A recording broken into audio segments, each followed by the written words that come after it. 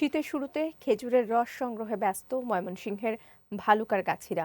ভোরের আলো ফোটার আগেই খেজুরের রস সংগ্রহ করে থাকেন তারা।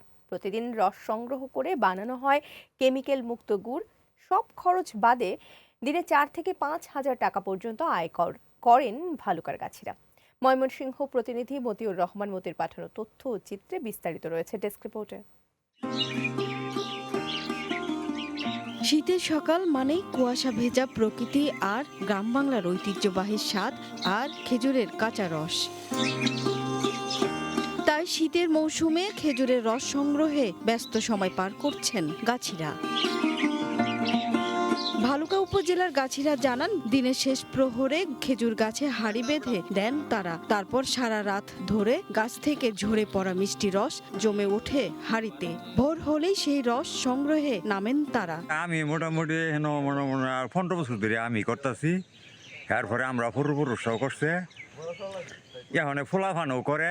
খেজুর রসের 1 ভাগ সরাসরি বিক্রি করা হয় আর বাকিটা জাল দিয়ে তৈরি করা হয় গুড়। বাজারে প্রতি কেজি খেজুরের রস বিক্রি হয় 50 টাকা দরে। অন্যদিকে জাল দেয়া গুড় প্রতি কেজি বিক্রি হচ্ছে 350 টাকা। সবাই রস পাই, কাঁচা রস পাই, জাল দেওয়া রস পাই। 2 দিন পরে দিতে আর কি, অনেক অর্ডার থাকে তো এই কারণে। সুস্বাদু এই খেজুরের রস খেতে দূর দূরান্ত থেকে ছুটে আসছেন অসংখ্য মানুষ। আমি এইখানে যাইতেছি, এনে টাটকা খেজুরের রস পাওয়া যায় এবং জাল দেওয়া লুচাও পাওয়া যায়, খেজুরের গুঁড়ো পাওয়া যায়। বিভিন্ন এলাকা থেকে মানুষ আসে এখানে, প্রতিনিয়ত সকাল ছবি তুলতে আসে আর রস খাইতে আসে।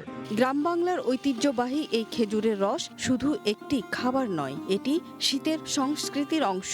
প্রজন্ম থেকে প্রজন্ম ধরে চলে আসা এই পেশা যেমন গ্রামীণ অর্থনীতিকে চাঙ্গা করছে, তেমনি ধরে রাখছে বাংলার নিজস্ব ঐতিহ্য। সুরাইয়া অনু, গ্রিন টিভি নিউজ ডেস্ক।